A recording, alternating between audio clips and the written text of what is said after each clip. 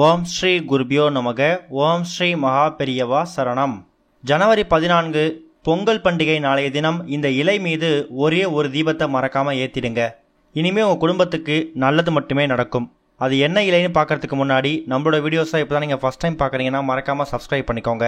தொடர்ந்து இது மாதிரி அப்டேட் தெரிஞ்சுக்கிறதுக்கு பக்கத்தில் நோட்டிஃபிகேஷன் பெல்லை கிளிக் பண்ணி ஆல் அப்படிங்க செலக்ட் பண்ணிக்கோங்க. இப்போ பொங்கல் பண்டிகை அன்னைக்கு என்ன இலை மேலே என்ன தீபம் ஏற்றணும் அப்படிங்கிற பற்றி தெளிவாக தெரிஞ்சுக்கலாம். நாளைய தினம் எல்லாரும் தை திருநாளை வரவேற்கிறதுக்காக காத்துக்கிட்டு இருக்கீங்க. சொல்லப்போனால் தை பிறந்தால் வழி பிறக்கும் அப்படிங்கிறது பழமொழி. மார்கழி மாதத்தோட நம்மளோட கஷ்டங்கள்லாம் விலகி பிறந்திருக்கக்கூடிய இந்த தை மாதத்தில் இனி நம்ம எல்லாருக்குமே ஒரு புது வாழ்க்கை பிறக்கணும் அப்படிங்கிறது தான் எல்லோரோட எண்ணமாக இருக்கும். பொங்கல் பண்டிகை அப்படிங்கிறது வெறும் பொங்கல் வைத்து இறை வழிபாடு செய்கிறது மட்டும் கிடையாது. உழவர்களுக்கும் சூரிய பகவானுக்கும் நன்றி தெரிவிக்கக்கூடிய ஒரு முக்கியமான ஒரு நாள் தான் இந்த பொங்கல் பண்டிகை, தை திருநாள், தமிழர் திருநாள். பொங்கல் பண்டிகை அன்னைக்கு கட்டாயம் எல்லாரும் புத்தாடை அணியணும் அப்படிங்கிறது ரொம்ப முக்கியம்.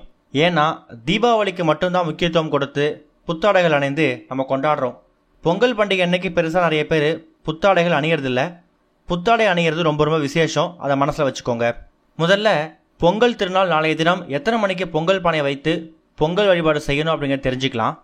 காலையில் 7:30 மணிலேருந்து 8:30 மணி வரைக்கும் இருக்கக்கூடிய நல்ல நேரம். அதே மாதிரி காலைல 10:30 மணிலேருந்து 11:30 வரை இருக்கக்கூடிய 1 மணி நேரம். இந்த 2 1 மணி நேரங்கள் தான் நல்ல நேரம். அதுக்கேற்ற மாதிரி 7:30 8:30 மணிக்குள்ளேயோ இல்லை 10:00 11 மணிக்குள்ளேயோ தாராளம் நீங்கள் பொங்கல் பானை வைத்து வழிபாடு செய்யலாம். நாளைக்கு செவ்வாய்க்கிழமை 3:30 ராகு காலம், 9:10 யமகண்டம், அதை மறந்துடாதீங்க.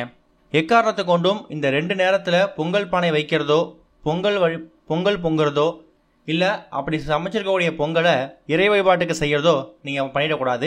அதை ஞாபகத்தில் வச்சுக்கோங்க. நிறைய பேர் வீட்டில் வாசல் பொங்கல் விடுற பழக்கம் இருக்கும். நிறைய பேர் வீட்டில் பார்த்தீங்கன்னா அவங்க வீட்டோட சமையல் அறையில் கிச்சன்லேயே வந்து பொங்கல் விட்டுருவாங்க. நீங்கள் எங்கே பொங்கல் விட்டாலும் சரி, சின்னதாக ஒரே ஒரு செங்கல் எடுத்துக்கோங்க. செங்கல் அப்படிங்கிறது எல்லா வீட்டிலையும் ரொம்ப எளிதாக கிடைக்கக்கூடிய பொருள் தான். அப்படி உங்கள் வீட்டில் செங்கல் இல்லைனா கூட பக்கத்தில் யார் வீட்டில் வீடு கட்டுறவங்கள்ட்ட செங்கல் கேட்டிங்கன்னா அவங்க காசு கொடுத்து வாங்கிட்டு வந்துருங்க. ஒரு 10 ரூபாய் 20 ரூபாய் கொடுத்து வாங்கிட்டு வந்துருங்க. அந்த செங்கல் மேலே அதை கழுவி சுத்தப்படுத்தி கோலம் போட்டுருங்க. கோலம் போட்டுட்டு அதில் ஒரே ஒரு மண் பிள்ளையார் பிடிச்சு வச்சு அதுக்கப்புறமா நீங்கள் கிச்சனில் பொங்கல் விட்டாலும் சரி, வீட்டு வாசலில் பொங்கல் விட்டாலும் சரி, நீங்கள் அந்த பிள்ளையாரை பிடிச்சி வச்சதுக்கப்புறம் தான் பொங்கல் பொங்கணும். முடிஞ்சால் நாளைய தினம் உங்கள் வீடு முழுக்க எல்லா இடங்கள்லையும் மாவிலை தோரணங்களால் அலங்காரம் செய்கிறத மறந்துடாதீங்க. அது ரொம்ப முக்கியம். குறைந்தது உங்கள் வீட்டோட நிலைவாசல் படியிலையாவது மாவிலை தோரணங்கள் கட்டுறதுக்கு நீங்கள் முயற்சி பண்ணுங்கள். நாளைய தினம் செவ்வாய்க்கிழமையில் இந்த பொங்கல் தினம் வர்றதால கூடுதலாக நீங்கள் முருகப்பெருமானுக்கும் முக்கியத்துவம் கொடுக்கணும்.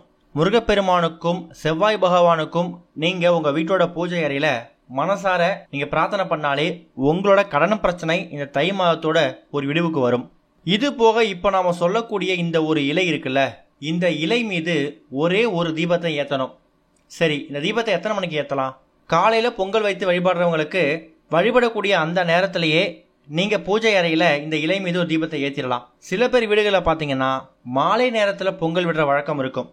அப்படிப்பட்டவங்க நீங்கள் எந்த நேரத்தில் பொங்கல் விடுறீங்களோ, பொங்கல் பானை வைத்து பொங்குறீங்களோ, வழிபாடு நடத்துறீங்களோ அந்த நேரத்தில் இந்த இலை மீது ஒரு தீபத்தை ஏற்றுக்கோங்க. பூஜை அறையில் ஏற்றக்கூடிய காமாட்சி அம்மன் விளக்கு, குத்து விளக்கு, இது எல்லாமே தனி விளக்கு. ஆனால் இந்த இலை மீது ஏற்றக்கூடிய விளக்கு இருக்குல்ல, இது பிரத்யேகமாக நீங்கள் ஏற்றக்கூடிய விளக்கு. ஒரே ஒரு மண் அக விளக்கு எடுத்து அதை இந்த இலை மீது வைத்து ஏற்ற போகிறீங்க. அது என்ன இலை அப்படின்னா மாவிலை. மாவிலை அப்படிங்கிறது சுப நிகழ்ச்சிகளோட மறு உருவம், சுப காரியங்களோட மறு உருவம். கோவில் திருவிழாவாக இருக்கட்டும், வீட்டில் திருமண நிகழ்ச்சியாக இருக்கட்டும், நிச்சயதார்த்தமாக இருக்கட்டும், கிரகப்பிரவேசமாக இருக்கட்டும், எல்லா இடத்துலையுமே வீட்டோட நிலைவாசல்ல மாவிலை தோரணங்கள் கட்டுறது அந்த வீட்டுக்குள்ள நல்ல விஷயங்களை அதிகமாக்கும். மருதாணி இலை மாதிரியே இந்த மாவிலைக்கும் சுப நிகழ்ச்சி தடை இருந்துச்சுன்னா, சுபகாரிய தடை இருந்துச்சுன்னா அதை நீக்கிறதுக்கான சக்தி இந்த மாவிலைக்கு இருக்கு. அது போக மாவிலை அப்படிங்கிறது மகாலட்சுமி தாயாரோட மறு உருவம். மாவிலை வாசனையில மகாலட்சுமி தாயார் இருக்காங்க அப்படிங்கிறது ஒரு பெரிய நம்பிக்கை. அப்படிப்பட்ட மாவிலையை ஒரே ஒரு மாமரத்து இலை எடுத்துட்டு வந்து, ஏன்னா நிறைய பேருக்கு மாவிலை அப்படின்னா என்னன்னு தெரியல. மாமரத்து இலை, மாங்காய் மரத்தோட இலையை தான் மாவிலைன்னு சுருக்கமாக சொல்லுவாங்க. அந்த மாவிலை இருக்குல்ல, அதை கழுவி சுத்தப்படுத்தி நீங்கள் உங்கள் வீட்டோட பூஜை அறையில் பொங்கல் பொங்கி வைத்து படையில் போடக்கூடிய அந்த நேரத்தில் இந்த மாவிலை எவ்வளோ பெருசாக எடுத்துருக்கீங்களோ அந்த மாவிலை மேலே ஒரு அகல் தீபம் வைக்கிற மாதிரி ஒரே ஒரு அகவிளக்கை எடுத்து அது நடுவில் வைத்து நெய் ஊற்றினாலும் சரி, தீப எண்ணெய் ஊற்றினாலும் சரி, அது உங்கள் தனிப்பட்ட விருப்பம். ஆனால் ஏற்றக்கூடிய தீபம் இந்த மாவிலை மேலே எரியணும். குறைந்தது ஒரு அரை மணி நேரத்துலேருந்து 1 மணி நேரம் வரைக்கும் உங்கள் வீட்டோட பூஜை அறையில் இந்த தீபம் எரிந்தால் போதும். நீங்கள் வீட்டோட சமையல் அறையில் பொங்கல் வைத்து பூஜை அறையில் பண்ணுற மாதிரி இருந்தால் பூஜை அறையில் ஏற்றிக்கோங்க. இல்லை நாங்கள் வீட்டு வாசலில் வாசல் பொங்கல் வைக்கிறோம், அப்போ எங்கே வைக்கலாம் அப்படின்னு கேட்டிங்கன்னா, தாராளமாக வாசல் பொங்கல் வைக்கிறீங்களே அதுக்கு பக்கத்துலேயே அந்த பொங்கல் பானைக்கு பக்கத்துலேயே கூட சின்னதாக ஒரு மாவிலை எடுத்து அதில் ஒரு அகல்விளக்கு வைத்து நீங்கள் தீபம் போடலாம். இந்த ஒரு தீபம் அப்படிங்கிறது ரொம்ப சக்தி வாய்ந்த ஒரு தீபம்.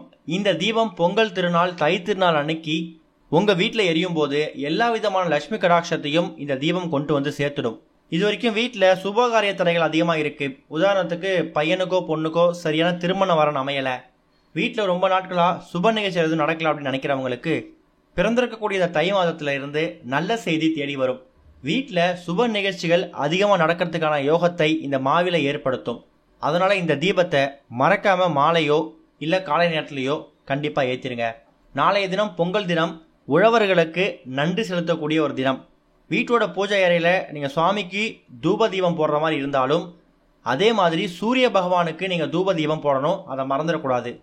ஏன்னா இந்த உலகத்தில் இருக்கக்கூடிய எல்லா ஜீவராசிகளும் உணவு சாப்பிட்றதுக்கு முக்கியமான ஆதாரமாக இருக்கக்கூடியது சூரிய பகவான் தான். அவருக்கும் அவரோட அனுகிரகம் மூலயமா நமக்கு தேவையான உணவுப் பொருட்களை நமக்காக விளைத்து தரக்கூடிய உழவர்களுக்கும் நன்றி தெரிவிக்கிற விதம் தான் இந்த ஒரு பொங்கல் திருநாள், தை திருநாள் முதல் நாள். கட்டாயம் சூரிய பகவானோட காயத்ரி மந்திரம் தெரிஞ்சதுன்னா, இல்லை சூரிய பகவானோட காயத்ரி மந்திரம் இன்டர்நெட்டில் இருக்கும், அதை பார்த்து கூட நீங்கள் தாராளமாக படிக்கலாம். இன்னொரு பக்கம் உங்களால் முடிஞ்ச அளவுக்கு நாளைய தினம் தான தர்மங்கள் பண்ணுங்க. இவ்வளவுதான், அவ்வளோதான் கணக்கு கிடையாது. வீட்டில் செஞ்சுருக்கக்கூடிய சர்க்கரை பொங்கல், வெண்பொங்கல் இது எல்லாத்தையும் நீங்களும் உங்கள் அக்கம்பக்கத்தினருக்கும் சாப்பிட்டது போக கட்டாயம் உங்ககிட்ட மீது இருக்கும். அதை வீணாக்காமல், இல்லை ஒரு வேளை நீங்கள் எடுத்துக்கிட்டு அதை இன்னொரு வேளை நீங்கள் சாப்பிட்றதுக்கு பதிலாக எவ்வளோ பேர் ரோட்டில் கஷ்டப்படக்கூடிய ஏழை எளிய மக்கள் சாப்பாட்டுக்கு வழி இல்லாமல் பொங்கல் திருநாள்லாம் என்னென்ன கூட தெரியாமல் ரோட்டோரம் தங்கி கஷ்டப்படுவாங்க. அவங்களுக்கு உங்கள் கையால் சர்க்கரை பொங்கலோ வெண்பொங்கலோ உங்களால் என்ன முடியுதோ அதை எடுத்துகிட்டு போயிட்டு அவங்களுக்கு தானமாக கொடுங்க. அவங்க அதை வாயார சாப்பிட்டுட்டு மனசார உங்களுக்கு வாழ்த்துவாங்க. அதுவும் தை திருநாள், தை பிறந்தால் வழி பிறக்கணும்னு சொல்லக்கூடிய அந்த நாளில் ஒருத்தவங்களுக்கு அன்னதானம் செய்து அந்த அன்னதானத்தால் உங்களுக்கு ஒரு புண்ணிய பலன் சேருது அப்படிங்கும்போது அது உங்களை மட்டும் இல்லை, உங்கள் குடும்பத்தையே, உங்கள் தலைமுறையவே காக்கும். அதை மறந்துடக்கூடாது. பொங்கல் பண்டிகை ஜனவரி 14ஆம் தேதி வீட்டில் நீங்கள் எந்த முறையில் பூஜை செய்தாலும் சரி, பொங்கல் பானையை வீட்டில் வச்சாலும் சரி, வாசலை வைத்து பூஜை பண்ணாலும் சரி, மறக்காமல் இந்த மாமரத்து இலை மேலே ஒரே ஒரு தீபத்தை வைத்து மறக்காமல் ஏற்றிருங்க. கண்டிப்பாக பிறந்திருக்கக்கூடிய இந்த தை மாதத்தில் ஒரு மிகப்பெரிய வழி பிறக்கிறதுக்கான ஒரு யோகத்தை மகாலட்சுமி தாயார் ஏற்படுத்தி கொடுப்பாங்க. கட்டாயம் கோவிலுக்கு போயிட்டு முருகப்பெருமான வழிபாட்டை செஞ்சுட்டு வந்துடுங்க. ஓம் ஸ்ரீ குருபியோ நமக. ஓம் ஸ்ரீ மகா பெரியவா சரணம்.